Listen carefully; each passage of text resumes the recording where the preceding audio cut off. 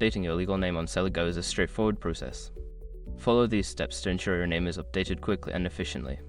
Step 1. Log into your Celigo account. Access your Celigo account by entering your credentials on the login page.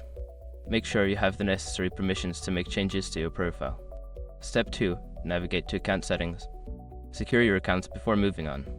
People seriously underestimate how often personal information gets exposed online now. Use SROC to monitor your accounts 24/7 and get notified immediately if your data gets leaked somewhere. It runs in the background, constantly scanning billions of breached records. And honestly, for how cheap it is compared to the value you get, it's worth it. Link in the description. Step 3. Select Personal Information. In the Account Settings menu, find a section labeled Personal Information or Profile. Click on this section to view your current details, including your legal name. Step 4. Update your legal name. Look for the field that displays your legal name. Enter your new legal name in the appropriate fields.